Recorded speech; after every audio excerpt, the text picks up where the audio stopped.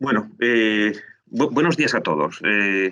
Lo primero es agradecer vuestra participación para estar en el día de hoy, un día que para nosotros es extraordinariamente importante. Bueno, para nosotros y yo creo que para todo el planeta, ¿no? Para nosotros en concreto, este día que es el que está marcando el aniversario de un momento en el que descubrimos que nuestra vida cambiaba, ¿no? Es decir, que nuestra forma de conectar con el espacio público, con algo de lo que éramos conscientes, pero no de una forma tan evidente, sucedía que se rompía, ¿no? Que teníamos que establecer unas medidas de precaución extraordinariamente inusitadas que nunca podíamos haber imaginado y que se rompían todos nuestros lazos personales de contacto que especialmente para nosotros eran muy importantes. Ese es un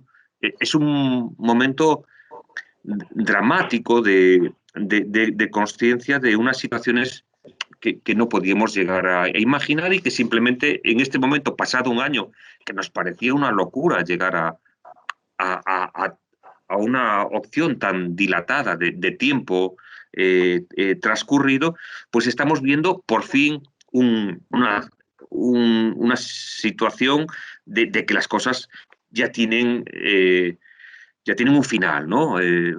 Parece que ya no falta tanto para que esto acabe. Esto ha cambiado nuestras relaciones, ha cambiado nuestra forma de entender cómo vivimos, nuestra forma de entender lo que es público y lo que es privado, y ha cambiado también la docencia. Yo quería, así lo ha contado Plácido, quería que Plácido quería haceros un pequeño mensaje antes de presentar a arquitectos de cabecera. Entonces, Plácido, si quieres. Bueno, vale.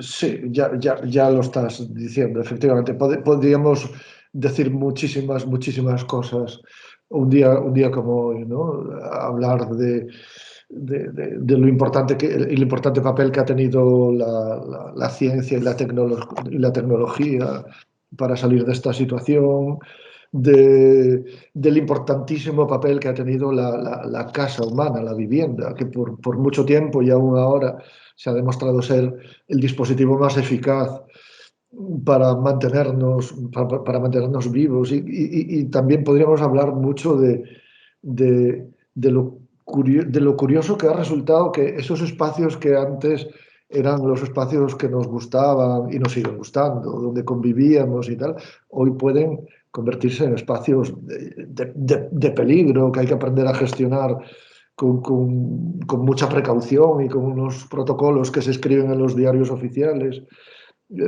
Yo querría recordar que efectivamente también se ha modificado la docencia y que se dice que han llegado cosas que han venido para quedarse, pero añoramos, por supuesto, mucho, y estamos deseando que mañana mismo podamos volver a la situación de contacto físico, de presencialidad intensa, de construir inteligencias colectivas, ¿no? Yo creo que han sido unos años que van a dar para reflexionar mucho dentro de las escuelas de arquitectura, fuera de ellas. Bueno, qué decir de la propia ciudad, ¿no? Hemos descubierto que la COVID es muy democrática, que aparentemente nos ataca a todos por igual. Sin embargo, no es tan democrática como parece, ¿no? Tiene más prevalencia en unas determinadas áreas de nuestras ciudades, en unas determinadas formas de hábitat.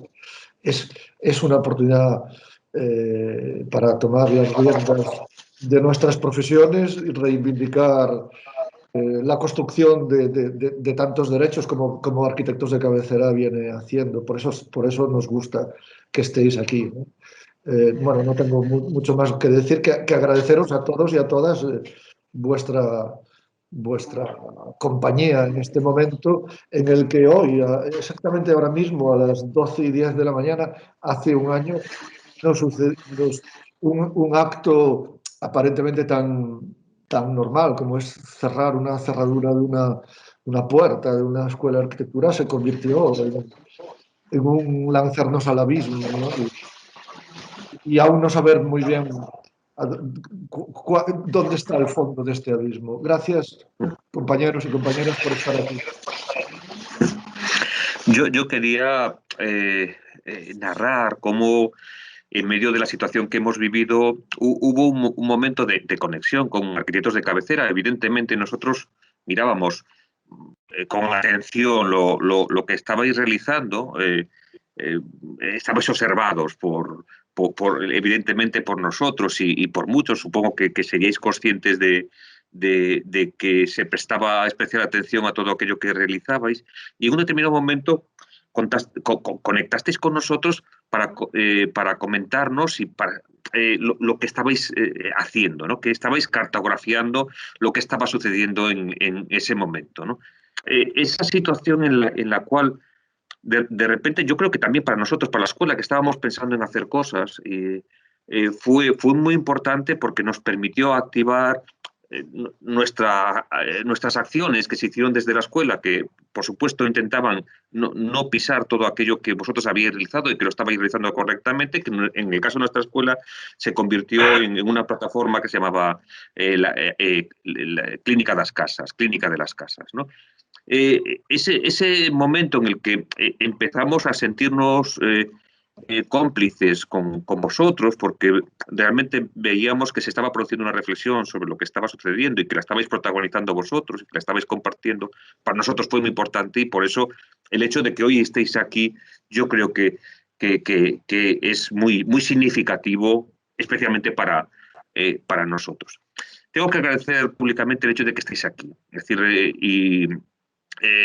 bueno, están 5 personas representando arquitectos de cabecera. Está Zaida Musi, está Raúl Avilla, Tonet Fong, John Martí, que tengo que pedir perdón porque no estaba dentro del cartel, y Mar Bartolomé. Han decidido hacer algo que nos gusta mucho. Lo primero es combinar profesores y alumnos, que yo creo que eso es algo que debemos hacer con mucha frecuencia, es decir, es algo que nos gusta que suceda, que haya la participación también de quien está recibiendo la enseñanza, y el hecho de que sea unas voces múltiples, en las que, bueno, espero que vosotros vayáis dando paso unos a otros. Son 5 voces que de alguna forma iréis articulando unos fragmentos del discurso que acabarán elaborando ese discurso común. No solo nos van a contar aquello que ha sucedido en el último cuatrimestre del año, tengo que pensarlo, el año 2 del 19-20, sino que también el primer cuatrimestre del 2020-2021. Bueno, en nombre de la escuela y en nombre de la dirección de la escuela y en nombre mío personal, pues agradeceros que estéis hoy aquí sinceramente y daros paso ya directamente. Muchas gracias. A vosotros. Muchísimas gracias, Carlos, Plácido, y a toda la escuela por esta invitación y esta oportunidad. Y sin duda espero pues, que estos lazos que comentabas pues, podamos irlos desarrollando cada vez más en el futuro. Vale, pues voy a explicar un poco a modo de introducción qué es Arquitectos de Cabecera y de dónde venimos, para que un poco veáis que la docencia alterada forma parte de los orígenes y lo que hemos hecho a lo largo de los años es una alteración sobre otra. Arquitectos de Cabecera es una asociación con un proyecto pedagógico o un proyecto pedagógico apoyado en una asociación. Somos un grupo heterogéneo vinculados a la Escuela de Arquitectura de Barcelona, y de hecho que estemos aquí hoy nosotros y no otros miembros pues es circunstancial. Arquitectos de Cabecera arranca en 2012, en un momento en el cual, si recordaréis, hubo una gran protesta por lo que en aquel momento se llamó privatización de la universidad, no solo de la universidad, sino del sistema educativo en general. y esta fotografía es del 6 de junio de 2012, en el cual la Junta de Escuela, por unanimidad, acuerda parar actas y parar todas las evaluaciones, es decir, paremos la máquina. Hay un evento, en este caso externo, como es el COVID ahora mismo, en el cual los arquitectos nos sentimos interpelados. No podemos seguir con la actividad académica como si nada estuviese pasando. Entonces, de ahí arranca en 2013 un movimiento asambleario que de nuevo trasciende la Escuela de Arquitectura, sino que es mucho más transversal, en el cual se visibiliza una situación, en este caso con un evento que lo que hizo fue transformar la fachada de la Escuela de Arquitectura en una gran exposición para denunciar la situación en la cual se está viviendo, e incluso se llega a elaborar a través de comisiones de trabajo formadas por profesores y estudiantes un plan de estudios alternativo al que se estaba redactando en aquel momento a raíz de la aplicación del Plan Bolonia y que entraría en vigor en 2014.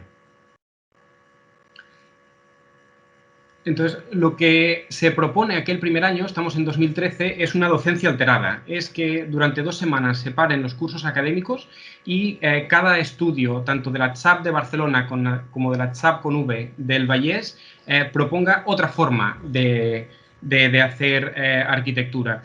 Lo que se reivindica es que la figura del arquitecto tiene que estar mucho más en contacto con el ciudadano y la escuela con la ciudad a la cual sirve. Arquitectos de cabecera, en aquel momento formaba parte del curso de tercero de tardes, o surge del curso de tercero de tardes de vivienda de ciudad, que habíamos estado todo un año trabajando en el barrio del Raval de Barcelona, que es la ciudad medieval. Entonces, lo que hacemos durante esta primera docencia alterada es volver a visitar el barrio en el cual habíamos trabajado, pero hacerlo de una forma distinta. Es decir, no como lo habíamos hecho hasta ese momento, que era de fuera hacia adentro, de la calle hacia la casa, sino darle la vuelta y entender que hay que entender la casa desde dentro. Y sobre todo, y creemos que es lo más importante, desde el usuario, desde el habitante. Porque es esa persona quien será capaz de decirnos cuáles son los problemas a los cuales nosotros tenemos que atender, a los cuales tenemos que responder. Entonces decimos que en Arquitectos de la Cabecera hacemos de dentro hacia afuera y del sujeto al objeto.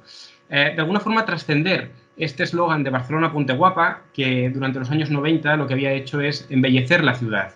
Y creemos que es importante, pero ciertamente no suficiente. Lo que nos interesa de la ciudad es lo que contiene, es entrar en cada una de estas ventanitas o de estas casillas que vemos aquí y que el edificio físico sea soporte de la arquitectura. Pero la arquitectura está formada por el soporte físico, por los usuarios y por todos los objetos.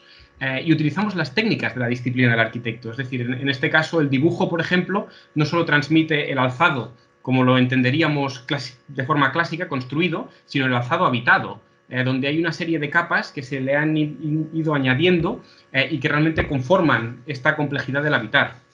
Entonces empezamos a desarrollar estas cartografías en las cuales veis que hay 2 tipos de dibujos superpuestos, por un lado lo construido y por otro lado lo habitado.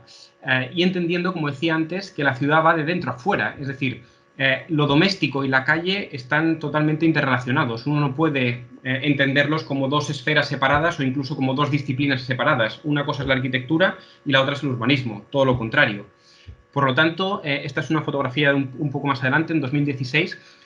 Cuando llegamos a un barrio, lo que hacemos es visitarlo a través de las personas que ya están allí. En este caso, Toni Marzo, el presidente de la Asociación de Vecinos, quien nos explica su visión subjetiva del barrio. Y como arquitectos ni somos los primeros ni vamos a ser los últimos en trabajar en un lugar. O otra docencia alterada, en este caso fue 2015, durante 2 meses, en el marco de la exposición Piso Piloto, aquí en Barcelona, se organiza una oficina de atención a la ciudadanía, una oficina de arquitectura gratuita.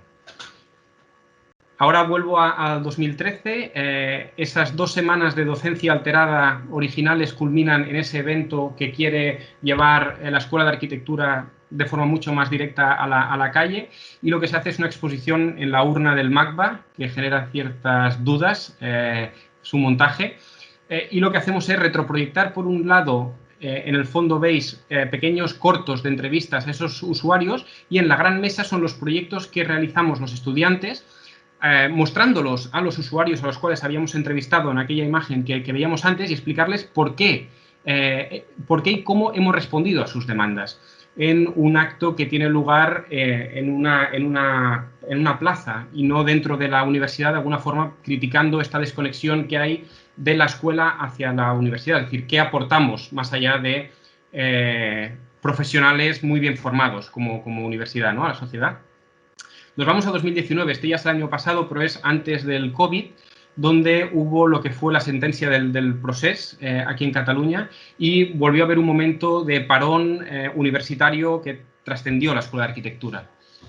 Entonces, lo que se decide es que en lugar de hacer una docencia interrumpida, volvamos a la idea de docencia alterada y convirtamos la protesta en un proyecto. Entonces, en este caso, lo que se decide es generar un artefacto arquitectónico, un elemento que lo que permita sea visibilizar las demandas que pueda haber o las consignas que pueda haber en las distintas manifestaciones. Y surge de la transformación o del tuneado de la Foroba Yelen, que es una farola que hizo Matteo Ferroni para Mali con una bicicleta reutilizada, un proyecto fantástico que os invito a conocer, pues se genera este artefacto que como tal, como proyecto, y no por el hecho de estar hecho fuera de la escuela, no deja de tener sus planos, sus condiciones de seguridad, su proceso constructivo, exactamente igual que cualquier otro proceso arquitectónico. Pero, sin embargo, en este caso no es un enunciado de un proyecto académico que viene por parte de los profesores, sino que son los propios estudiantes en complicidad con los profesores quienes deciden qué hay que hacer y por qué hay que hacerlo. Entonces, la parte interesante de esto también es que se hizo en La Escocesa, que es una nave que rehabilitamos como asociación, llevaba décadas cerrada y la abrimos para estudios de artistas en unos pocos meses. Entonces, esto ahora se ha convertido en el almacén de arquitectos de cabecera, donde tenemos material reutilizado que nos donan y que sirve de apoyo a la escuela de arquitectura. Es decir, podemos realizar actividades académicas allí donde pues, la escuela a veces tiene sus limitaciones. Seguimos en 2019, otra alteración pre-COVID. En este caso, la CTPA, que es la Confederación de Talleres de Proyectos de Arquitectura, organiza un pequeño congreso de 2 días para debatir sobre el cambio climático y el impacto que tiene la arquitectura en él. Entonces, aquí se monta el autobús con las manifestonas que ya veis allí, con un geotextil, que es esta lona que luego vamos a ver que tiene bastante importancia, y este momento de debate, ¿no?, que creemos que es interesante recalcar que es un momento de debate entre talleres, es decir, no entre direcciones de las escuelas ni entre investigadores, como muchas veces pasa en los congresos, sino realmente pues, son los talleres en su conjunto. Y aquí vemos la manifestona utilizándose. Y entonces llega el momento del proyecto, ¿no? En este caso, el requerimiento, hay que conseguir dormir en la Escuela de Arquitectura, hay que buscarse un lugar donde pasar la noche, porque el congreso duraba 2 días.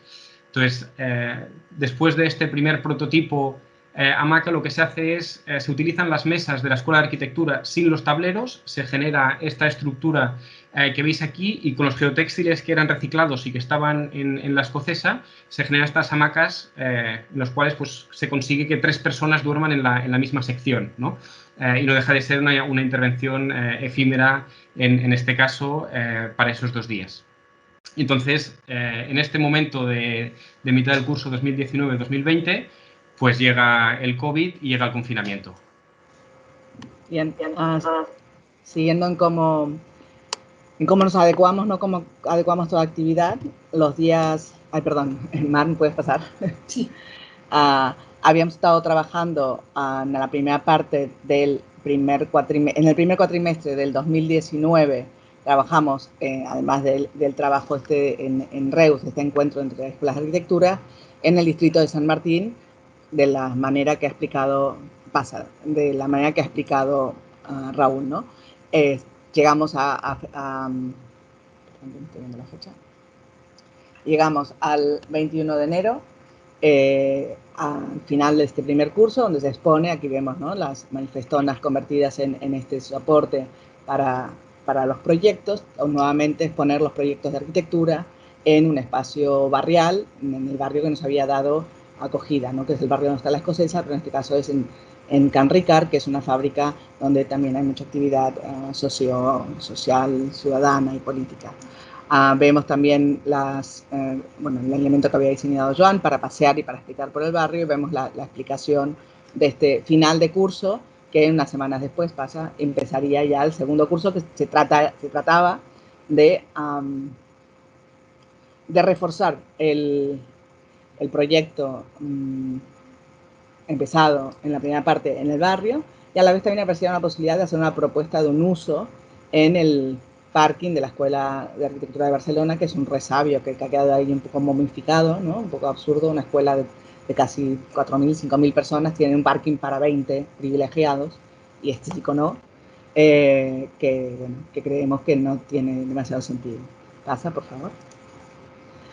También, entonces, para comenzar, ¿cómo pasarnos de estas intuiciones o estos primeros trabajos que son más bocetos o pequeñas intervenciones a partir de la vida cotidiana de las personas con las que hemos ido contactando, cómo pasar eso a un proyecto más profundo y que siga teniendo esta unidad, ¿no? Entonces hicimos este trabajo de 40 manos. Como veis, siempre lo que busca el taller también es que esos trabajos son individuales o de grupos pequeños, pero siempre hay instancias de trabajo colectivo, ¿no? O sea, todas las personas estamos trabajando con el mismo objetivo, en el mismo lugar, y este era un trabajo, esta síntesis de lo que se había logrado, este dibujo a 40 manos.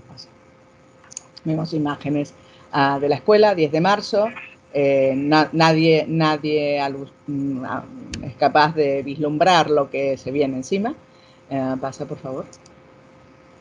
Y evidentemente, como se ha dicho, el sábado 14 de marzo, pues España en alarma, se nos cierran todas las puertas, también la de casa para salir. Realmente pasa algo que no pensábamos que podría ser posible. Pasa, por favor. La siguiente sesión, pues, es, como ya todos sabemos, online. Es esta manera de mirarnos, se ven las caras, ¿no? Realmente hay un desconcierto importante en esta reunión del 17 de marzo. Pasa, por favor. Pero me interesa mucho resaltar una serie de palabras, de preguntas que le salen de este diálogo con los y las estudiantes, ¿no? Diferentes cosas que creo que, aunque son dichas al principio, al inicio de este confinamiento, avanzan muchas cosas que después se han trabajado, ¿no? ¿Qué es las islas? ¿Qué es el confinamiento? En el confinamiento, después hemos sabido del confinamiento en la habitación, en la propia casa, confinado en la propia casa de la propia casa. ¿Qué pasa si no podemos volver a salir, ¿no? Ese proyecto distópico que a veces yo creo que ya a todos y todas nos empieza a pasar. Estamos tan... O sea, no podemos creer un año de esto y realmente es difícil no levantarse deprimido, ¿no? O sea, ¿cuándo saldremos de verdad? ¿No? Los balcones como escenario, también está aventurarse a pensar cuál será nuestro contacto con el mundo exterior y cómo se empieza a dibujar una casa, mi casa, nuestras actividades, ¿no? Los usos de la calle, también los privilegios de la cuarentena, como antes también ha dicho Plácido, ¿no? O sea, sí, en principio la enfermedad es para todas las personas igual, pero también sabemos que al final no es para todas las personas igual. Hay un sesgo de género, de sexo, en los que se mueren, que son más hombres, pero hay un sexo de sexo en las que quedan peor paradas, que son las mujeres, las que sobreviven, pero peor. Hay un sexo de clase, hay un sesgo de clase, digamos que la enfermedad no es para todas las personas igual, ¿no? ¿Cómo hacemos también para compartir y vivir en estas casas de una nueva manera? ¿Cómo se vive con una persona que trabaja en el sector sanitario? Aunque también de golpe esa persona se convierte casi en un peligro para la familia, ¿no? ¿Cuántos no abrazos ha habido en este tiempo? Reacostumbrarse a la casa materna y paterna, claro, dejar las ciudades donde... Y todo esto, digo, antes que pase, que en realidad es como muy previsor, ¿no? Son preguntas de muchas cosas que han pasado, ¿no? ¿Qué pasa también si el confinamiento no cambia mucho tus dinámicas? Por ahí en la gente joven no se ha dado, pero hay gente mayor que por ahí ha vivido confinada mucho tiempo, ¿no? Y no lo hemos visto, ¿no? ¿Cómo lo viven también personas que no tienen redes y que no tienen casa? ¿Qué relaciones se dan? ¿Cómo los barrios vuelven a actuar? ¿Y cómo son estas calles que también nos sorprendieron, tanto por el sonido de los pájaros que se han escuchado, no ha habido más, y esas calles que han estado vacías, ¿no? Que también muy impactante, ¿no? O sea, realmente una imagen distópica y a la vez deseable si no fuera por la pandemia.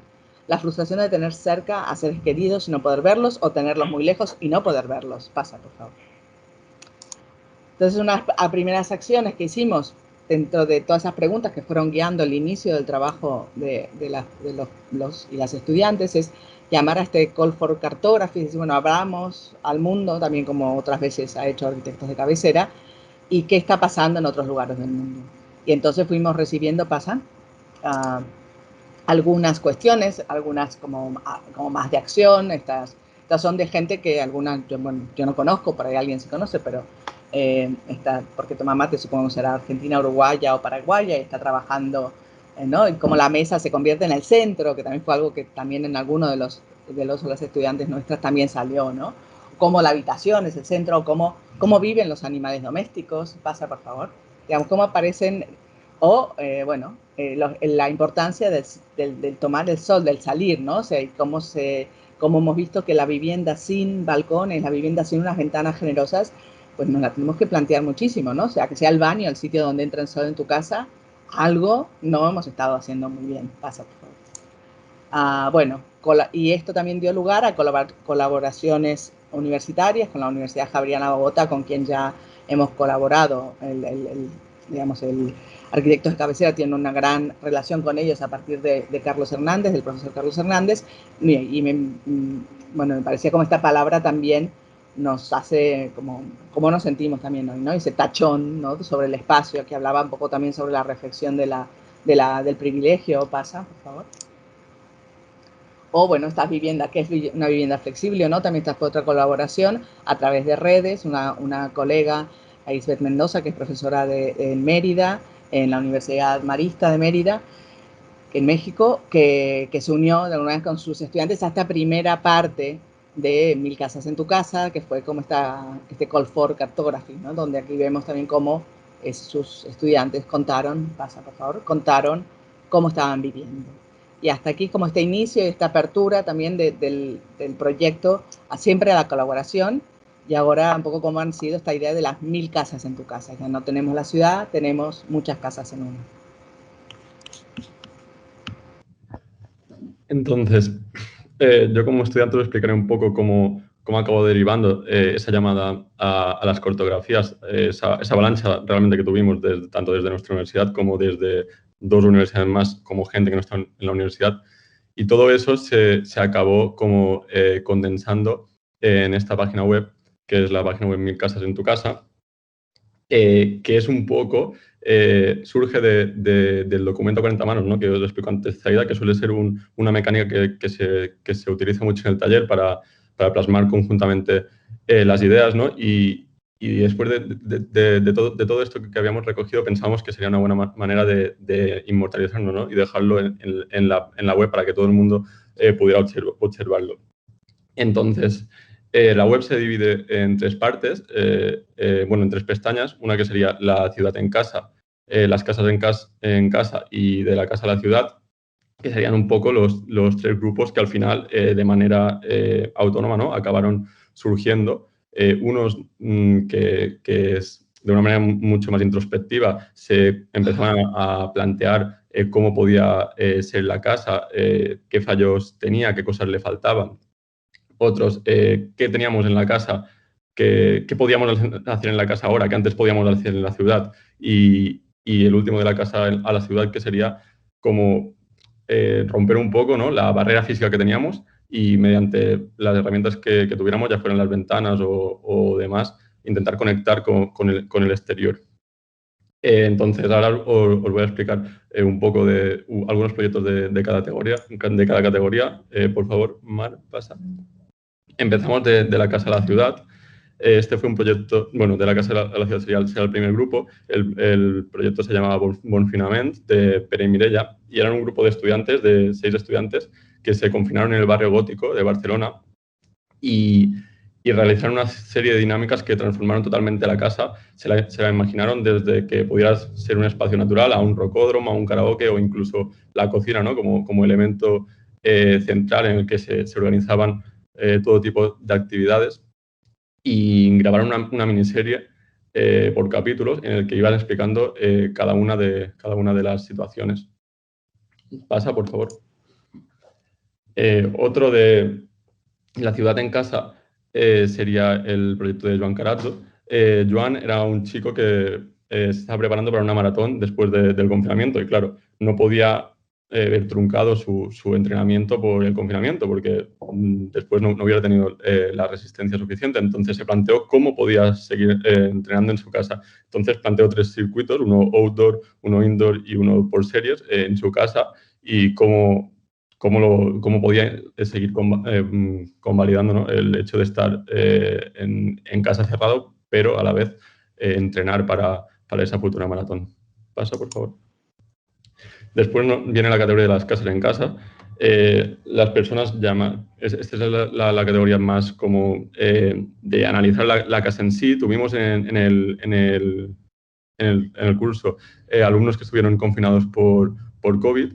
Samu es uno de los ejemplos, ¿no? Y cómo tuvo que estar en una habitación de 7 metros cuadrados durante los 14 días de confinamiento.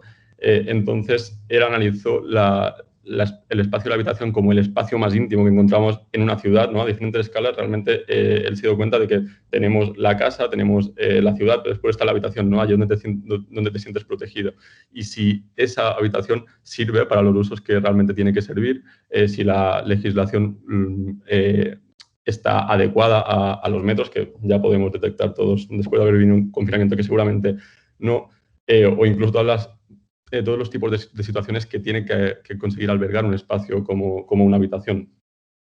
Pasa, por favor. Después también hay en esta categoría el proyecto de Mar. Bueno, muchos de los vídeos de Mar, que Mar también se encontró hoy en la conferencia. Y cómo ella desde una pregunta, ¿no?, desde una cosa cotidiana, se llamaba el proyecto La absurdidad de lo cotidiano, como una pregunta que se plantea en la mesa a la hora de comer, acaba tirando el hilo y acaban generando un cuento para una niña pequeña que necesitaba, pues, de ilusión en ese momento, y cómo esa acción de generar todo eso cambió muchas de las actividades de muchos de los espacios que estaban acostumbrados a utilizarse de una forma distinta. Entonces, cómo se conseguía adaptar, ¿no?, la casa a todos estos usos. Por favor, pasa. Ya en la última categoría encontramos de la casa a la ciudad, que son esas personas que intentaban, pues, proyectar hacia afuera o romper un poco esa barrera física que teníamos, intentar conectar, pues, con el exterior. En el primer proyecto tenemos a Guillem Florit, que él, pues, se puso a analizar desde un edificio típico del ensanche de Barcelona, pues la casa daba hacia el patio interior, entonces la relación que tenía con los vecinos o con el espacio, incluso la luz que entraba, la ventilación, cuando se volvía de noche, vemos todas las ventanas, cómo están cartografiadas con exactitud y lo que él conseguía imaginar que pasaba detrás de cada ventana, ¿no?, y la relación que se conseguía con esos espacios. Por favor, pasa. Y ya por último en esa categoría encontramos a Verónica, que su proyecto era una acción muy sencilla en la que ella colgaba una pancarta en su fachada y una vecina de delante le respondía, ¿no? Y después otra vecina de su mismo bloque volvía a responder, pero sin que ella lo viera, ¿no? Y cómo esa acción tan sencilla de colocar, pues, una pregunta en la fachada acaba desencadenando, pues, todo un tejido de conversaciones que ya tenía vida autónoma y cómo funcionaba por sí solos gracias a esa pequeña acción. Pasa, por favor. Después, ¿qué conclusiones nos surgieron de todo este estudio, de toda esta cantidad de reflexiones, que realmente hemos visto solo 6, pero os invito a que visitéis la web porque había 150 y todas muy distintas, ¿no? Y cada una en su caso particular y muy interesante. Entonces, nos salieron una serie de reflexiones. Por favor, pasa.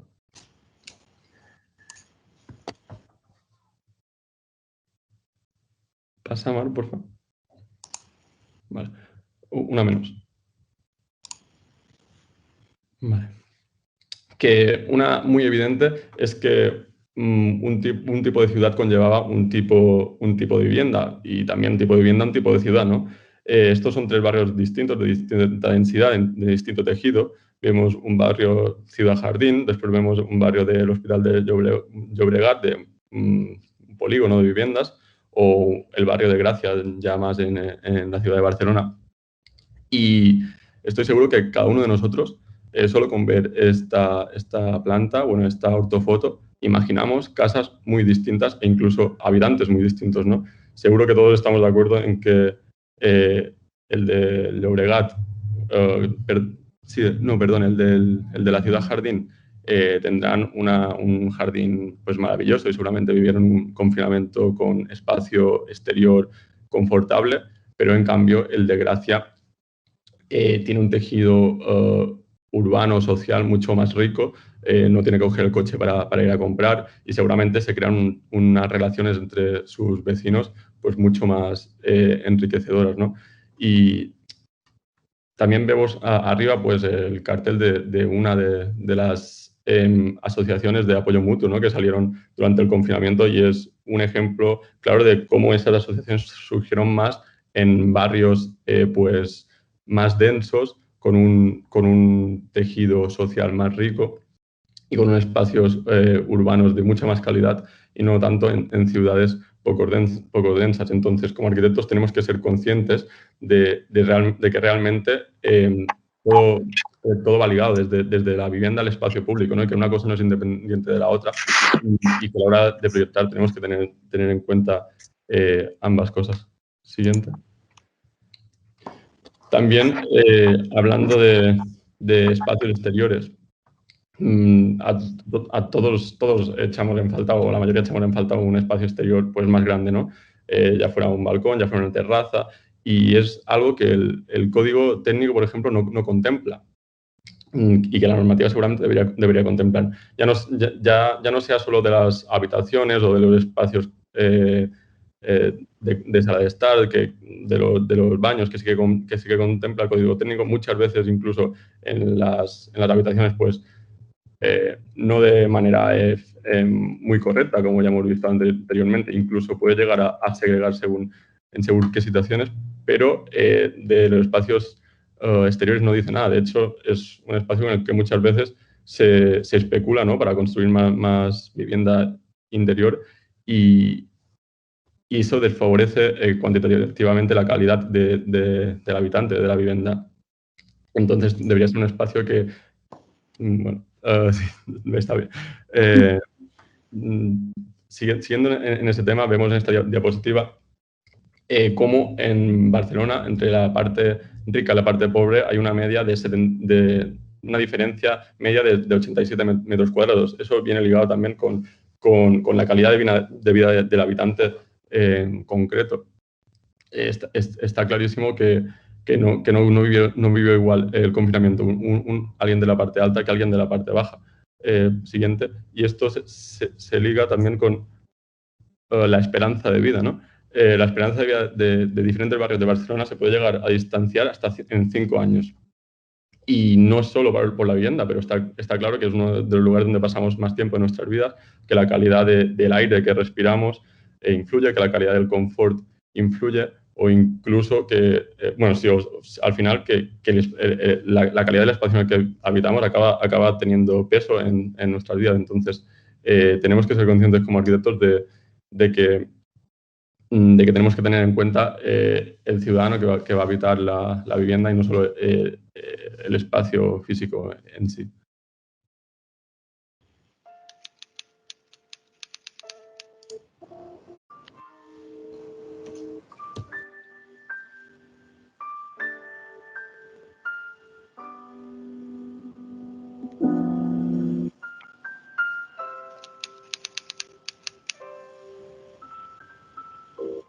Ara, el que jo tinc és memòria de l'antic també encara, més bé. Que si es perd l'antic, ja és com si haguessis perdut tu. Perds tota la teva història, tot el teu, el que ha sigut. L'olvido ja, per mi, ja seria el pitjor. L'olvido seria perdre el que ha sigut tu en tota la teva vida. Ser una persona que ja no ets tu. I això és el més trist que hi ha. Que no sàpiguis què has sigut, què has fet, qui són els teus fills, que no. Pues això, per mi, és ja deixar d'existir. Ja no ets tú. Deixar de la realidad. Cuando se pierde la memoria histórica, se pierde la identidad. porque la identidad no es yo ahora aquí, sino yo soy fruto de todo un proceso. Ese entender esa globalidad y esas diferencias de cultura, que las asimilas todas más o menos, ¿no? Pero las vas asimilando y aceptando como realidad propia esa globalidad, te hace te proyecta cantidad de cosas. En cambio, cuando vas pasando todo esto, yo soy yo y mis circunstancias, mi propia circunstancia, esto es una filosofía que a mí no me gusta nada. Bueno, pues estas dos voces que habéis visto son las de Venturina y las de Josep María, que para nosotros son solo una pequeña parte de un tema que hemos encontrado fundamental hablar en este curso 2020-2021. O sea, nosotros en Arquitectos de Cabecera siempre decimos que sabemos cómo empezamos, pero que puede que no tengamos del todo claro dónde van a terminar las cosas. Y este es un ejemplo clarísimo. Con el confinamiento, con el proyecto que os ha explicado Joan Martí de 1000 casas en tu casa, nosotros hicimos un estudio muy concentrado en la vivienda, la familia y en uno mismo, pero a la vez estos estudios evidenciaron el olvido en que se encuentra la gente mayor para poder desarrollar una vida autónoma, plena y segura. Y entonces planteamos que en el curso siguiente, o sea, en el que nos encontramos ahora, era fundamental reconocer las diversidades que hay en la vejez, que como cualquier otro momento de la vida es una etapa que no es homogénea. Y por lo tanto, para hacerlo, decidimos lanzar un WAC 100, que es un workshop internacional que llevó a C durante un mes y que puso en contacto a estudiantes y profesorado de universidades de arquitectura de escuelas de Argentina, de Colombia, de España y de México. Si quieren ver alegre a un sabanero, escuchen esto.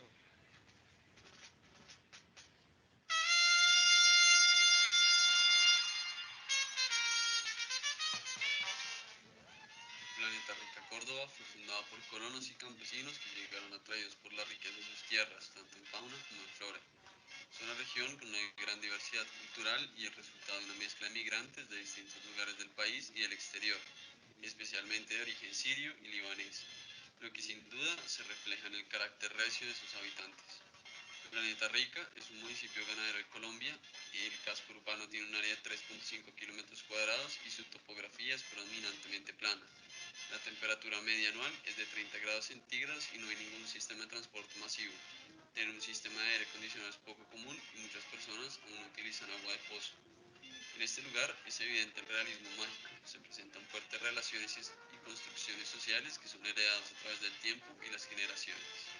Iniciamos esta investigación esperando encontrar falencias urbanas y arquitectónicas que pudiesen llegar a influir en la calidad de vida de los adultos mayores. Al analizar el material recolectado nos dimos cuenta de que estas falencias sí existen, pero no influyen en lo más mínimo en su cotidianidad. Observamos que las personas conviven con estas situaciones de manera natural.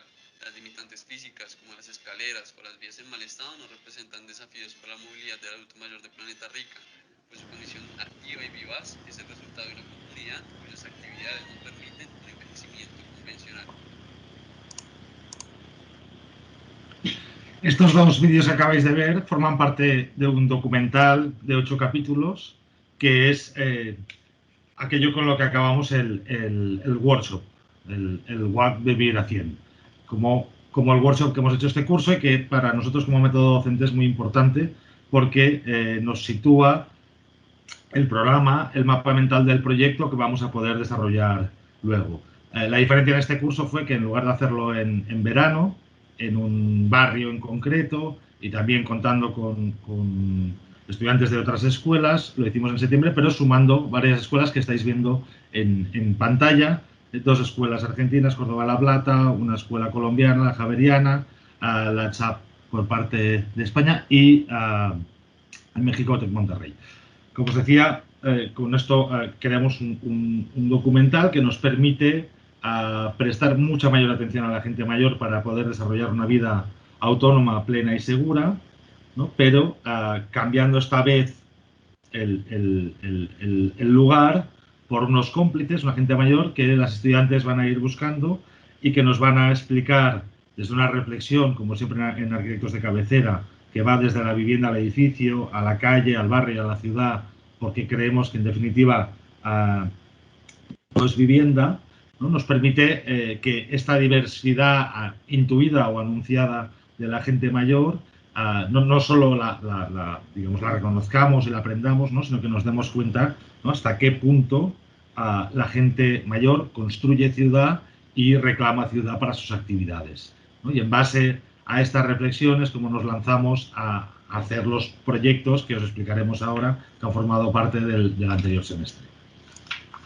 Entonces, uno de estos primeros proyectos con los que queremos empezar es el de La Fresca, que habla sobre esta imagen tan típica, ¿no? de lo que antes serían los grupos de mujeres que se apoderaban de la calle para charlar y que ahora serían los grupos de WhatsApp. Pues este grupo de estas alumnas lo que intentaron es recuperar la calle para las vecinas a través de un diseño de mobiliario urbano que hicieron a través de procesos participativos con los comercios de la calle, con entidades vecinales, con los vecinos, y de esta manera ellas lo que intentaron es hacer un proyecto en el que puedan poner en las calles de Barcelona este mobiliario de descanso que permite a la gente mayor poder parar y tener un lugar donde tomar aire, y a la vez un lugar de relación intergeneracional donde, dependiendo del tipo de proyecto, pues se puedan llegar a hacer temas como este, que es una mesa de escacs, recuperando mobiliario que ya se tiraría y que estaría ya en desuso, y apoderándose de esta calle. A esta necesidad de repensar el espacio público se suman Francisca y Sergi con el proyecto Sororidad. En este caso, además, para abordar un fenómeno muy importante en la ciudad, que es la soledad no deseada, así como la necesidad de los equipamientos específicos de atención a esta problemática, de extenderse en la ciudad, de aparecer en los diferentes barrios, de generar entornos amables donde poder desarrollar sus actividades. Entonces, de la mano de una cómplice, diseñaron una acción que se basaría en la elección del espacio, pero también en la elección de los elementos, que generaría un pequeño proceso participativo sobre las necesidades, ¿no? Para reunirse, oírse, sentirse a gusto en la calle recuperada ya del vehículo privado. Adelante. ¿No? Que acabará generando este proyecto tan magnífico de un mobiliario que se acopla, que se separa, que va generando unos espacios de protección que permite, en definitiva, recuperar estos espacios grandes que son los cruces del ensanche, para pensar una nueva forma de activar el espacio público. Y después también tenemos a Alba y Leire, que nos presentan un proyecto de la mano de Venturina, esta señora mayor que hemos visto al inicio, que nos contaba que a ella una de las cosas que le daba más miedo del confinamiento era caer en el olvido y a la vez olvidar todo lo que ella conocía y a sus seres queridos. Pues bien, Venturina acude en su día a día a un centro cívico de su barrio, en el que por el confinamiento obviamente se ha visto cerrado, y por lo tanto ella ha pasado de ser una mujer mayor que vive sola en casa, que no tiene este lugar de encuentro y de relación con los demás. Por lo tanto, las estudiantes proponían crear una acción en el espacio de plaza usando los elementos urbanos, como ya sea el arbolado, las diferencias topográficas, lugares de sombra, lugares que ya sean más recogidos, y hacer así, recuperando un geotextil que habíamos visto al principio con lo que nos decía Raúl, que ya habíamos usado en otras partes, pues aquí ellas usaron este geotextil para poder tener un lugar donde colgar memorias y hacer como un pequeño guiño a que la memoria colectiva se tiene que preservar. Y lo más interesante de este proyecto no es solo la acción en sí que hicieron estas chicas, sino que también desde ACE el tema de intentar hacer que cada proyecto termine en una acción se ve ejemplificado aquí, que fue... esto generó una sinergia espontánea y no prevista con un grupo de teatro interactivo que va de la mano de Anne y Eva, y que justamente el tema de este teatro interactivo era dar voz a las personas que no la tienen. Pues bien, ¿qué ha pasado? Después de este primer semestre, Alba y Leire han decidido seguir trabajando con este grupo de teatro para dar voz justamente a la gente mayor y para poder seguir generando espacios o usando el espacio público para este tipo de equipamientos que salen un poquito al exterior. Zaras y Ola nos llaman la atención sobre el enorme peso del voluntariado en el funcionamiento cotidiano de la ciudad y el enorme peso de la gente mayor dentro del voluntariado. Y cómo en el momento en el que necesitábamos más apoyo mutuo, muchas de ellas se encontraban en la dificultad de no poderlo hacer, puesto que no deberían salir de casa. Y con esta imagen nos explica la importancia que tiene, en este caso, un centro de distribución de alimentación dentro de un barrio, la cantidad de servicios que se generan, pero también la precariedad de estas arquitecturas desde donde se está haciendo el voluntariado, la improvisación con la que se montan, la poca reflexión que ha habido muchas veces en todo el proceso de logística. No os podemos enseñar vídeos por limitación de tiempo, pero es muy interesante ver cómo, ¿no?, a través de repensar la distribución, repensar las funciones, se permite que una gente mayor que tiene unas condiciones físicas concretas, aunque ella y él nos comentaban, haciendo de voluntario, que también acababan cansadísimas de hacer los paquetes, de mover las cosas, ¿no?, como a través de este conocimiento de estas arquitecturas, de repensarlas, ¿no?, se las puede dignificar, pero también reclamar su importancia para la ciudad. Y con esto también llegamos a proyectos que simplemente evidenciaban relaciones que están quedando invisibilizadas. Este es el proyecto de Mónica, de Marta y de Nuria, que hablaban sobre los kioscos de la Rambla. Y la Rambla es esta calle, esta línea tan estrecha que vemos, donde aparecen unos puntos que parecen, o sea, que nosotros veríamos y que no parecen nada relevantes, pero que a través de su estudio ya se dan cuenta que estos puntos tienen una relación con el entorno más próximo y al final acaban creando una conexión de tejidos y de una cohesión ciudadana que es mucho más importante de lo que puede parecer en un inicio. Y este proyecto, ¿cómo empieza? Pues de la manera más arquitectos de cabecera posible, que es mirando desde el detalle, desde lo más próximo, desde todos los elementos que se encuentran en este kiosco, que hasta ahora era una tienda de souvenirs. Pues, ¿qué hay en este kiosco? Y ellas hicieron este inventario. De aquí pasaron a mirar el kiosco en sí, ya que es un elemento para Barcelona y para muchas ciudades histórico y que conlleva un diseño que ha ido evolucionando con los años. Pero es que este kiosco no se queda solo en el elemento que ocupa el espacio urbano, sino que ellas se dan cuenta de que va relacionado a lo que aquí vemos que son las administraciones públicas o a espacios públicos. Y también, y más importante, van relacionados a un montón de vecinos y gente que durante muchos años, como es el caso de Alfonso, que tiene 78 años, que es este que vemos en una de las burbujas, para él el kiosco ha sido este lugar que durante más de 25 años ha ido visitando cada día a las 9:25 de la mañana. Por lo tanto, ¿qué pasa? Pues que en este punto las chicas se han acabado dando cuenta de que el kiosco no es solo una tienda de souvenirs, sino que ahora que el kiosco se ha devuelto a la propiedad de los ciudadanos de Barcelona, ha pasado a ser un punto ciudadano, un punto de intercambio, un punto tecnológico, un punto de conexión, un punto seguro y sobre todo un punto de guardado que genera una red de barrio y que ayuda a paliar en muchos casos la soledad no deseada que sufren la mayoría de mayores. Y por esto también queremos enseñaros otro caso que también empieza desde el conocimiento de Jesús Marcos, que es este hombre que veis aquí, y que es un caso que podría parecer muy aislado, pero que en realidad es la voz del confinamiento obligado.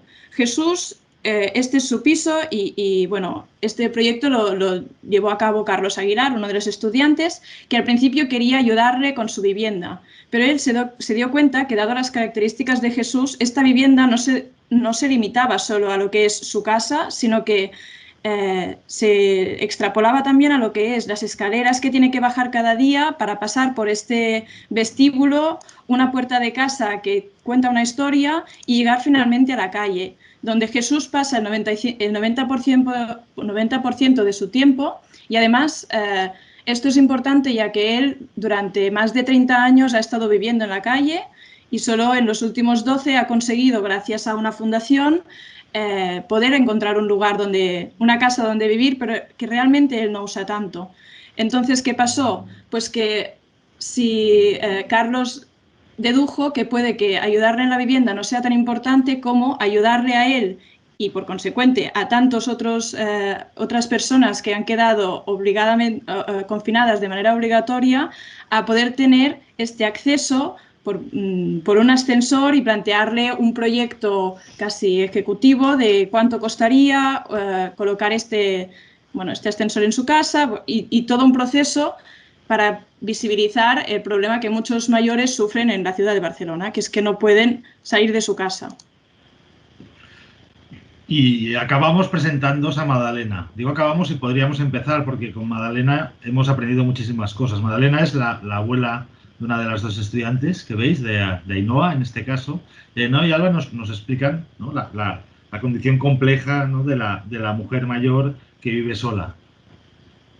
Nos habla de las barreras no solo tecnológicas, sino o de accesibilidad, ¿no? Nos habla de las barreras de género, de las barreras psicológicas, pero también de la rigidez de la vivienda, ¿no?, de la importancia de que la vivienda tenga dos habitaciones vacías, ¿no?, estos espacios que no son utilizados, ¿no?, pero también las dificultades, ¿no?, de ver las puertas como barreras psicológicas, ¿no?, o la escala de lo urbano a la que realmente, ¿no?, se reduce su entorno vital, su experiencia vital y la atención que debemos poner en ello. Que aquí también podemos ver, reconociendo esos escenarios, ¿no?, la importancia de que estos espacios tan acotados dentro de lo urbano ganen calidad, ganen sensación de seguridad, generen confianza en gente que tiende a recluirse no solo en su vivienda, sino en sí misma. La importancia de cuándo nos sentimos en casa, qué hace que nos sintamos en casa, ¿no?, la cantidad de cosas que hemos ido recogiendo, ¿no?, y que vinculamos a nuestra casa y que hace que muchas veces la gente no se quiera separar de su entorno, cómo repensamos la vivienda. Porque no estamos hablando para nada de una situación excepcional, de algo minoritario. La situación de Madalena es la situación de 90.000 mujeres que viven solas en Barcelona y eso es 1 de cada 7 viviendas. Eso nos debe dar la visión de la importancia de lo que estamos hablando, de la importancia de conectar los diferentes espacios y las diferentes soluciones habitacionales, ya no desde la excepción, sino desde algo que nos ayude a repensar de forma intensa la ciudad en esta nueva etapa. Y realmente no tenemos conclusión, estamos en ello, estamos repensando vivienda, estamos repensando, ¿no?, residencia, estamos repensando fórmulas habitacionales a través de cooperativas en este nuevo semestre, pero siempre con esta visión de arquitectos de cabecera de fijarnos mucho más, ¿no?, en las formas de habitar, en las formas de ocupar los espacios que, digamos, en las formas más abstractas de arquitectura. Siguiente. ¿No?, como nos explica muy bien, ¿no?, esta doble imagen de 13 Rue del Percebe, donde a la izquierda solo está la plantilla de lo que hace interesante a la casa de Rue del Percebe, ¿no?, y por tanto siempre intentamos mirar mucho más a la viñeta de la derecha para intentar repensar las formas en las que diseñamos. Y con eso acabo. No sé si queréis añadir algo más. Bueno, aquí nos encontráis. Os invitamos, por supuesto, a mirar nuestra página web, 1000 casas en tu casa, el documental del WAC y, no sé, ya estamos para cualquier cosa que nos queráis comentar. Bueno, muy bien. Nos brindáis la oportunidad de preguntaros cosas. Sí, ¿no? Vale. Por supuesto. Vale, muchas gracias. Yo voy a abrir el turno de preguntas y de cuestiones. Aunque estamos poquitos, a mí me ha ido llegando alguna cosa por WhatsApp, pero prefiero darle la palabra, pues, a la comunidad que está ahora aquí en vivo.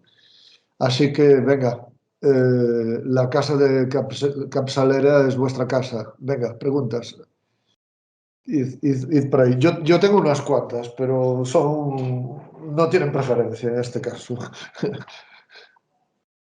A ver, pueden llegar a través del chat también. De hecho, Pablo López Arias. Pablo López Arias es uno de os introduzco, es uno de los delegados de los estudiantes que tienen actividad de la delegación de estudiantes que tienen actividad en esta escuela. Pablo, aquí tienes a Arquitectos de Cabecera. Activa el micro. Creo que ya está. No sé si me escucháis bien. Sí. Bueno, muchas gracias por todo el trabajo. Os llevo siguiendo ya un par de años. Que decir que me gustaría que existiese un movimiento de ese estilo aquí en nuestra escuela. Es difícil, está todo bastante parado, pero lo que nunca llegué a entender es si Arquitectos de Cabecera se encuadraba dentro del plan de estudios, si es una actividad extra, porque lo que más carecemos los estudiantes de arquitectura es de tiempo. Y o sea, ¿cómo enmarcáis todo este grandísimo trabajo, que son horas, horas y horas, dentro de la estructura educativa, o si es una actividad extraescolar, o eso? Si queréis puedo responder a esto que tiene que ver más con la parte presentada yo. Gracias por la pregunta, Pablo. Ha ido cambiando mucho, es decir, empezó como docencia alterada dentro de un curso, luego se convirtió en un workshop de verano dentro de la escuela de verano de la CHAP, luego en 2016 pasó a ser una asignatura optativa de quinto dentro de los talleres de proyectos que se podía escoger. Luego hubo un proyecto final de carrera que duró 2 años y fue descontinuado. Y entonces lo que nos dimos cuenta en un momento es que tenía que tener cierto impacto fuera de la escuela. Es decir, no depender de lo académico, por un lado por las limitaciones temporales del curso académico, que dura los 9 meses o los 10 meses que dura, y segundo por un tema burocrático administrativo, porque a veces pasar según qué cosas por dentro de las instituciones pues suele ser bastante problemático. Entonces, de ahí surge la posibilidad de generar una asociación con los 15 miembros que somos hoy en día. No todos damos clase en el taller temático de la Escuela de Barcelona, damos clase también en otras universidades. Y desde ahí realizamos otro tipo de proyectos que además están abiertos, en este caso sí que funciona a través de voluntariado sobre todo. Como siempre en este tipo de proyectos, pues la financiación suele ser un problema. La universidad pública ahora mismo pues, no está muy boyante, lamentablemente, pero sí que lo que nos hemos dado cuenta es que hay una red de apoyo mutuo muy amplia. Es decir, por ejemplo, cuando hemos necesitado materiales reciclados los hemos conseguido sin ningún tipo de problema. Cuando hemos necesitado apoyos para proyectos específicos, pues enseguida también, ¿no? Entonces yo creo que el no pertenecer a esta... si quieres, academia como mucho más clásica, lo que hace es que el tipo de relación con los usuarios y con otras asociaciones es completamente distinto. Entonces se basa mucho más en la confianza mutua y en la generosidad. Y también hay que decir que como Arquitectos de Cabecera, digamos, cuestiona ciertas dinámicas académicas, hay ciertos sectores que no lo ven con buenos ojos, y esto también ha sido así, ¿no? Es decir, hay muchas escuelas dentro de la escuela, y esto pues yo creo que pasa en muchos otros lugares también. Respecto a lo que comentabas de cómo arranca esto, ¿no? Yo creo que arranca con un grupo pequeño pero activo de estudiantes y profesores que dicen, oye, hay que hacer las cosas de otra forma, se sienten interpelados, ¿no? Entonces, pues, arranca y va creciendo de una forma muy natural. Yo creo que en ningún momento planeábamos que esto llegase donde ha llegado, ni que siguiese los pasos que ha seguido. Simplemente, pues, ha sido una alteración tras otra y lo hemos ido conduciendo en la mejor manera que hemos podido, sencillamente. Y a la vez, si puedo añadir algo, bueno, yo soy estudiante, he sido estudiante de Arquitectas de Cabecera y ahora pues estoy de becaria con ellos, pero como nosotros hicimos el curso, ya nos tocó hacerlo en taller temático, o sea, el último curso de proyectos que tienes en la carrera y con una durada de 1 año entero de Arquitectas de Cabecera, lo que nos permitía establecer un contacto con una persona en concreto, mantener este contacto y, como dice Raúl, que esto no termine. Muchas veces este contacto no lo terminas al terminar el curso académico porque es algo mucho más real. Entonces, muchas veces consigues hacer proyectos que van más allá de los que os hemos enseñado hoy, por ejemplo, el de La Fresca. Estas chicas que pusieron mobiliario urbano, en realidad han conseguido proyectos que ya están trabajando paralelamente fuera de la universidad y a la vez, si esto no fuera un curso, no formara parte del currículum académico, como estudiante no creo que tuvieras las horas necesarias para que esto fuera una asignatura optativa. O sea, una asignatura optativa no te da los créditos ni las horas que debes dedicar a un proyecto tan real como los que estamos haciendo desde Arquitectos de Cabecera. Por lo tanto, gracias a que esto se pueda seguir haciendo dentro del curso académico y ojalá pudiera ser siempre de un año entero en el que puedas madurar unas relaciones que empiezas tú solo y que tienes que encontrar tus agentes y tus personas y darles una confianza. Entonces, yo creo que tiene que estar 100% como parte de currículum, no puede ser una optativa. Sí, para dar una visión más docente, ¿no? El hecho de tratar casos reales, contactos reales, nosotros lo veíamos no solamente por un valor en sí mismo docente, participativo, etcétera, incluso de repensar muchas de las cosas que nos enseñan en las otras asignaturas de arquitectura, sino también con esta idea de que no queríamos preparar el proyecto final de carrera, sino el proyecto inicio de carrera profesional, ¿no? Y que por tanto ya permite, como explicaba Mar, esos contactos que luego desarrollan proyectos, y la asociación también nace un poco de ahí, de que van saliendo una serie de proyectos a los que luego hay que ir dando acompañamiento y seguimiento, porque se acaban construyendo, se acaban, digamos, materializando, no son solamente abstracciones de cajón. Yo voy a contar un secreto de lo que estaba discutiendo ahora con Pablo. No te importa, Pablo. Estábamos discutiendo por un chat privado. Y dice, tenéis que copiar eso, no sé qué. Bueno, lo hemos intentado copiar alguna que otra vez. Yo, de hecho, lo he copiado parcialmente. ¿Cuáles serían las condiciones mínimas para poder replicar arquitectos de capçalera en otra escuela? ¿Cuáles son las condiciones de campo? Yo las conozco, pero me temo que Pablo, por lo menos por lo que estábamos discutiendo, no las veía claras. Creo que esto sería interesante que lo oyeran algunas de las gentes que se empiezan a impacientar por aquí en nuestro entorno. Yo creo que tiene que haber dos condiciones o un acuerdo entre dos partes. Una es la academia docente institucional que dé el espacio para que este tipo de iniciativas puedan existir, aunque sean pequeñas al inicio y a medida que vayan respondiendo puedan ir creciendo, que es lo que ha pasado con Arquitectos de Cabecera, que empezó con un workshop de 2 semanitas.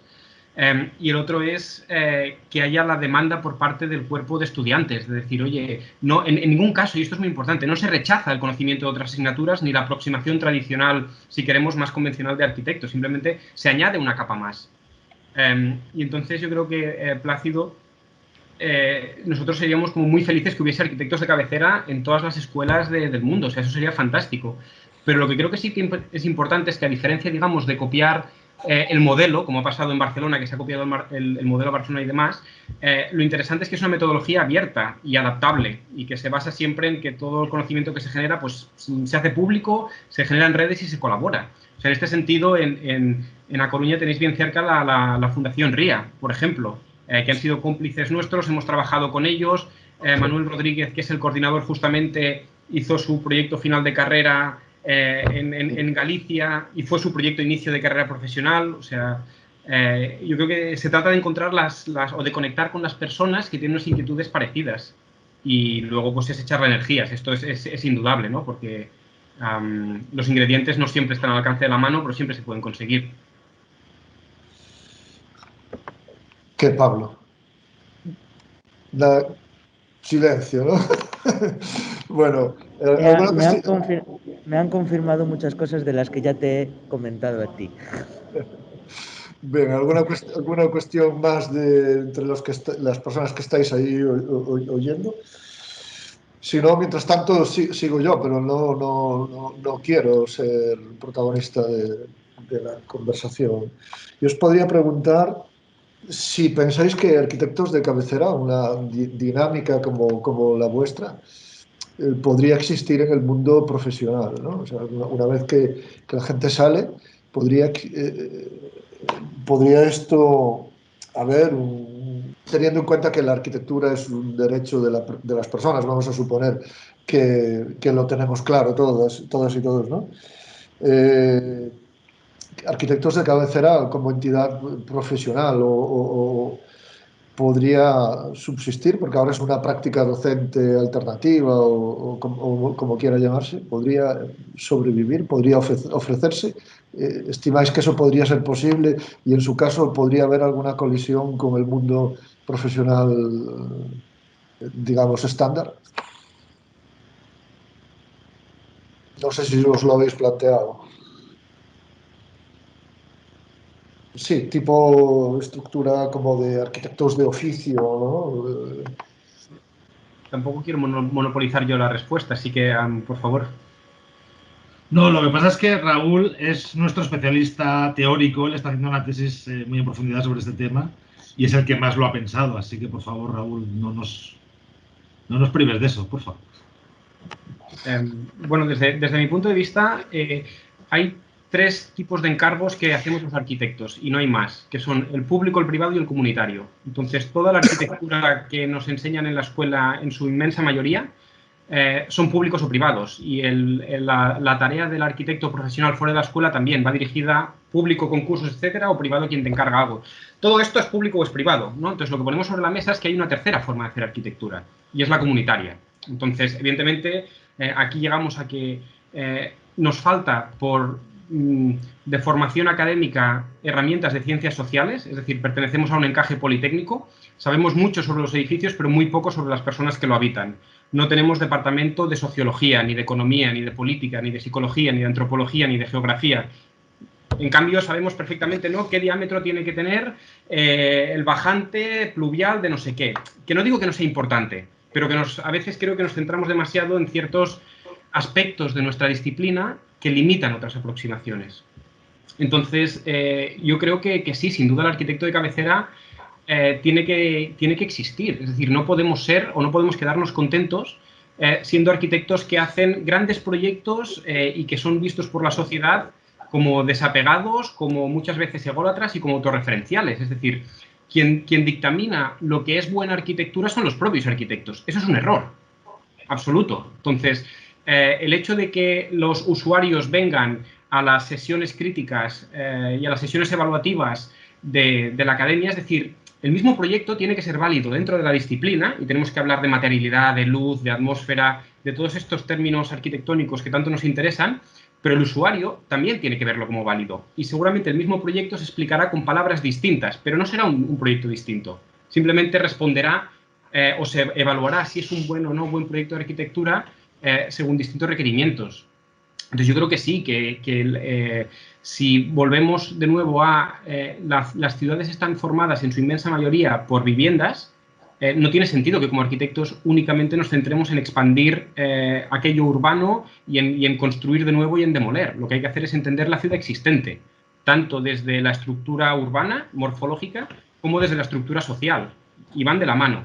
Y la gran reivindicación es que los arquitectos solo nos centramos en una de las dos, y en cambio, pues, la respuesta, si tiene que ser efectiva, tiene que tener una pregunta mucho más completa, porque si no nos engañamos a nosotros mismos y creo que infravaloramos nuestro propio potencial. Bueno. Sí, yo no sé, Plácido, si realmente, respondiendo más al tema más de ganarse la vida o sobrevivir, bueno, no tenemos suficiente experiencia, vamos haciendo cosas, pero no tenemos suficiente experiencia como para explicar que esto da para vivir.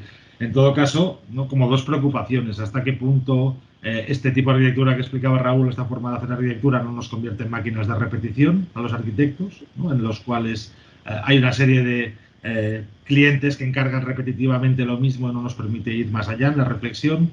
Y segundo, que hay en un momento en el que se presentan decenas o centenares de equipos a los concursos, es más fácil ganarse la vida desde el concurso público o trabajando mano a mano con entidades vecinas que tienen necesidades y que se pueden ir pensando fórmulas de mejora de sus entornos de una forma diferente. Bueno, muy bien. Esto es una docencia alterada, ¿no?, como vosotros le llamáis. Es una actividad docente ortodoxa que tiene evaluación, que tiene actas, que está metida dentro de un plan de estudios. Bien, este es el contexto. ¿De qué manera vuestras acciones de docentes con proyección pública han conseguido impactar en la comunidad? Y pediría una respuesta, si es mucho pedir,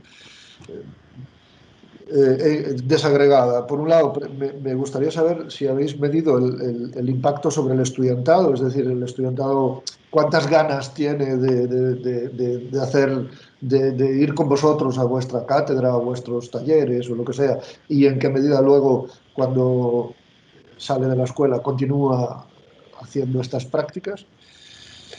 Y luego también otra parte de la pregunta es ver cómo ha impactado esto en el resto de la escuela, en el currículum de la escuela. ¿Cómo os ven?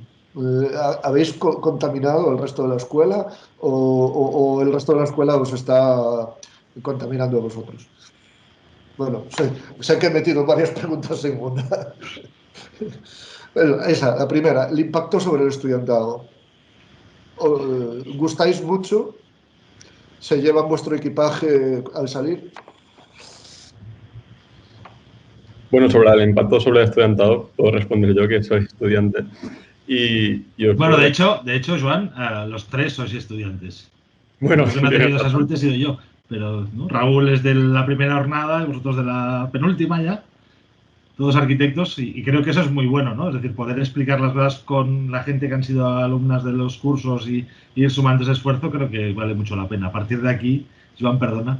No, totalmente. De hecho, creo que la respuesta de Tonet, ¿no?, nos ayuda un poco a la respuesta en cuanto a que ha habido diferentes estudiantes que no nos gustaría seguir la trayectoria, ¿no?, después de continuar, después de haber cursado, ¿no?, arquitectos de cabecera. Entonces, continuar a posteriori, yo creo que claramente podemos decir que hay, y a priori también, porque a mí me consta de muchos compañeros, ¿no?, que se han querido matricular a la asignatura y por cuestión de plazas pues no han podido. Yo creo que generalmente hay una demanda en la escuela de este tipo de enseñanza, más que por parte de la administración, ¿no? Creo que si está acordado por algún sentido es más por los propios no sé, directores o administrativos o otros docentes, que no por el estudiantado. Yo creo que por nuestra parte continuaría, incluso se potenciaría. Sí, Mar, que estás hablando pero con el micro cerrado. No, es que estoy totalmente de acuerdo con Joan Martí. Si vamos a las listas de estudiantes que terminan entrando en arquitectas de cabecera, pues yo creo que ya llevan años quedándose muchos sin plaza para poder entrar en este taller temático. Por lo tanto, hay una demanda de estudiantes que quiere venir a este curso.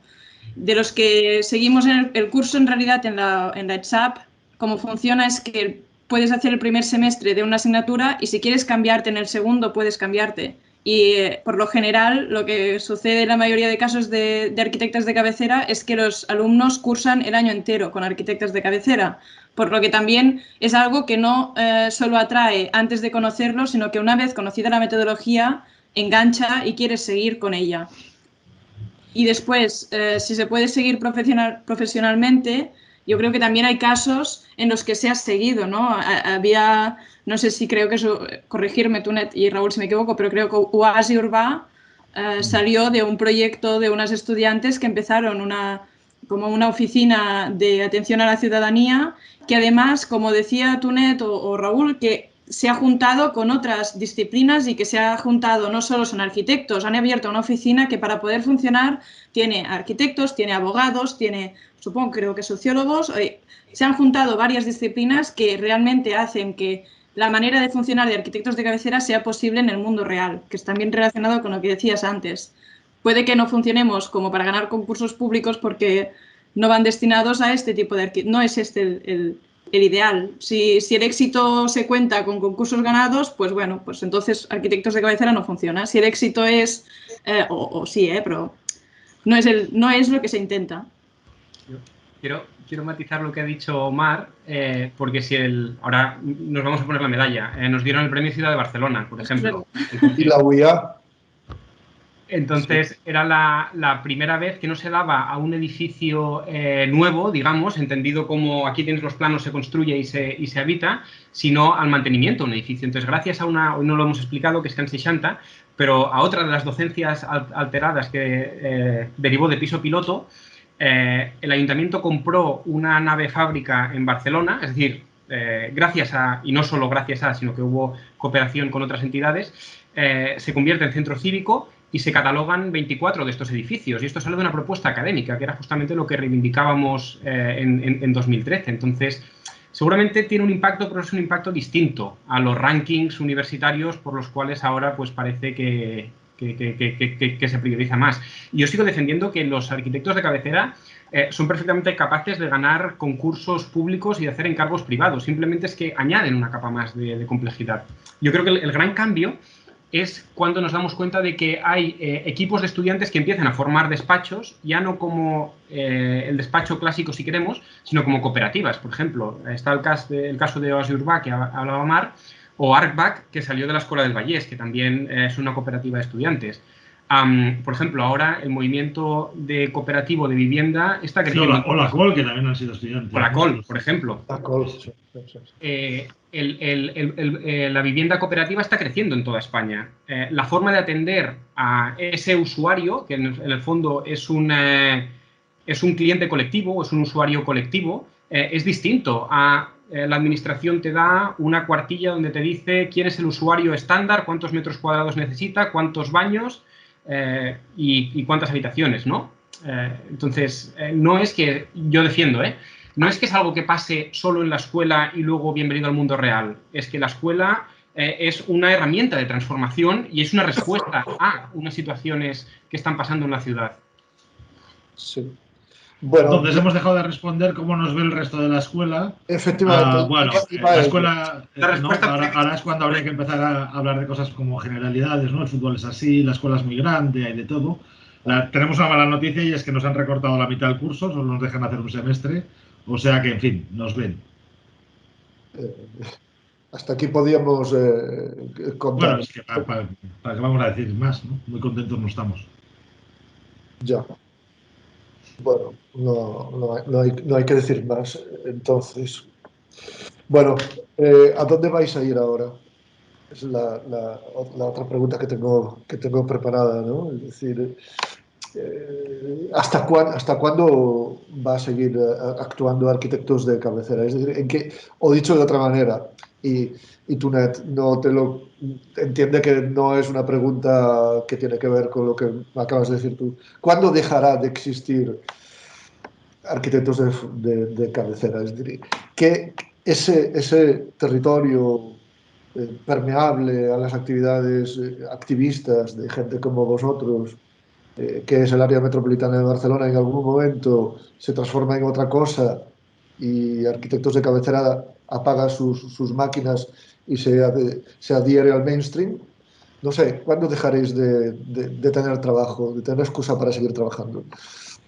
Es ciencia ficción, ¿eh? Ojalá sigáis trabajando siempre, pero porque nos hacéis falta. Pero venga, la pregunta la tenía que hacer. Nos quedáis sin palabras. Si me desanima, voy yo. Yo creo que más que agotarnos nosotros, lo que tiene que surgir es la figura del arquitecto de cabecera que atienda a la ciudad existente. O sea, ¿cuándo dejará de existir la arquitectura? ¿Cuándo dejará de existir la ciudad? Yo espero que nunca, ¿no? Otra cosa es cuando nosotros nos agotemos, porque, como ya hemos dicho, o sea, a falta de recursos lo que hay son energías propias. Entonces, lo que queremos no es agotarnos, sino consolidarnos. Pero, bueno, eso estamos donde estamos, ¿no? Yo quería lanzar una pregunta a vosotros, Plácido, y es... evidentemente, o sea, esto es una invitación, pero es ¿en qué forma también está cambiando la pedagogía? Sé que es una pregunta muy amplia, en A Coruña, a raíz no solo del COVID, sino porque realmente ya llevamos como tiempo hablando con vosotros y tengo la sensación de que sois como de las escuelas de España que más afinidades tiene con nuestro punto de vista, que os decimos es más una cosa particular que no de escuela como tal, ¿no? Es decir, a nosotros realmente nos falta lo que vosotros tenéis, que es que la dirección y la escuela como institución realmente se dé cuenta de este cambio de chip. Bueno, me has tirado a matar, Raúl. Bueno, en este momento hay varias personas de las que están asistiendo aquí, son profesores y profesoras, pues les invito a ellos a dar la respuesta. Yo tengo que decir que veo el vaso con mucho potencial de ser, la botella, de ser llenado, ¿no? Percibo que hay una sensibilidad, que esta situación nos ha sensibilizado, ¿no?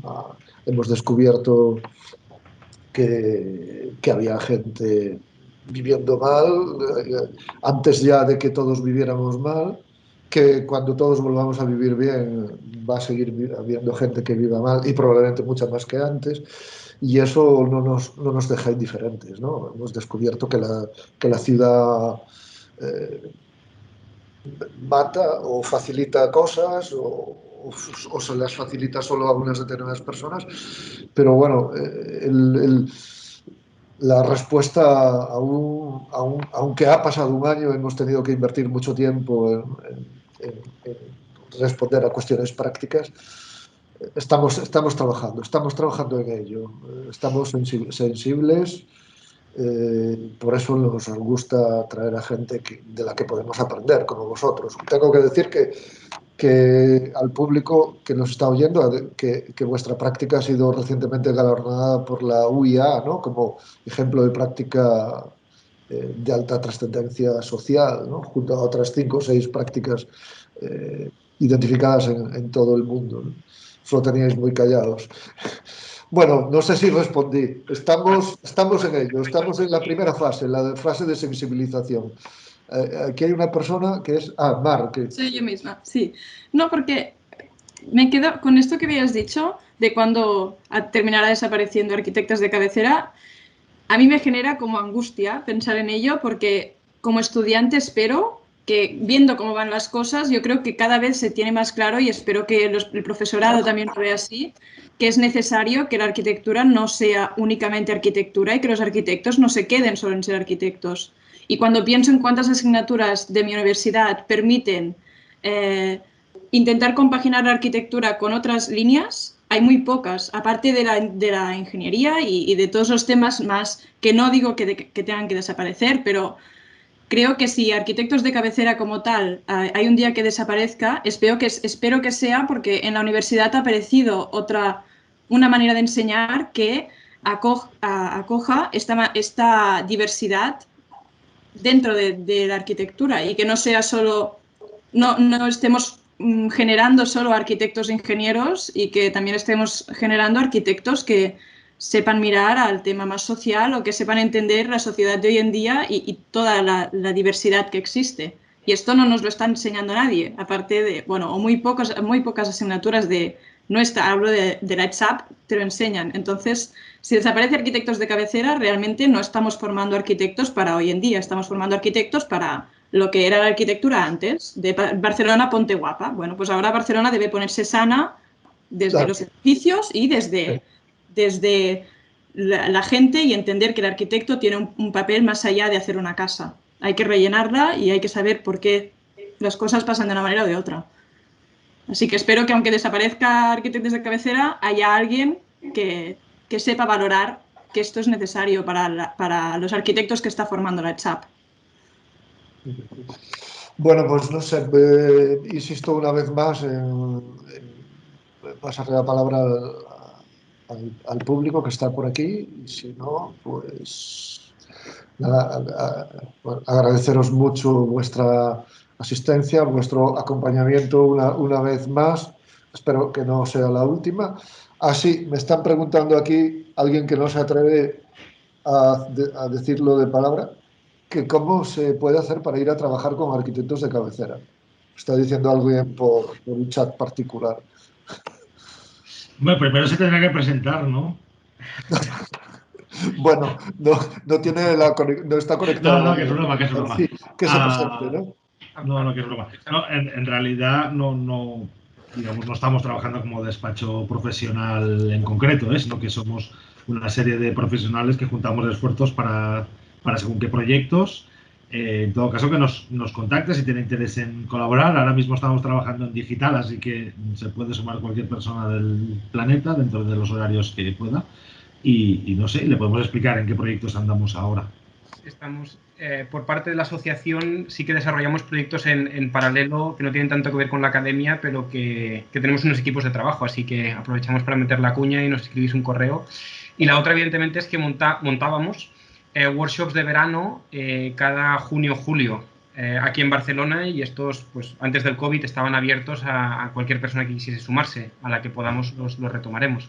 Y montaremos, ¿no? Si montan el Fitur y el Mobile World Congress, ¿no vamos a montar nosotros nuestro workshop? Digo yo. Digo yo. Bueno, me está comentando, me voy para Barcelona. No sé, ya os contactará. Bueno, gracias. Somos una profesión maravillosa que tiene enormes posibilidades para construir muchas cosas, edificios fantásticos y una sociedad increíble, y para construir derechos, ¿no? Las escuelas de arquitectura estamos con ello, con ese compromiso, y cada día que pasa abrimos los ojos a lo que nuestro entorno nos demanda, y hoy pues nos está demandando esto, y seguramente pues responderemos como hemos venido respondiendo tradicionalmente a todo lo que se nos ha pedido. Muchas gracias, muchísimas gracias por vuestro tiempo. Saludos a Zaida, que se acaba de ir hace un momento, y bueno, pues nada, como decís vosotros, fins aviat, ¿no? Ate breve. Gracias. Muchísimas gracias por la invitación. Muchas gracias. Gracias por la respuesta. Chao. Un saludo. Chao. Adiós. Adeu. Adeu. Adeu. Adeu.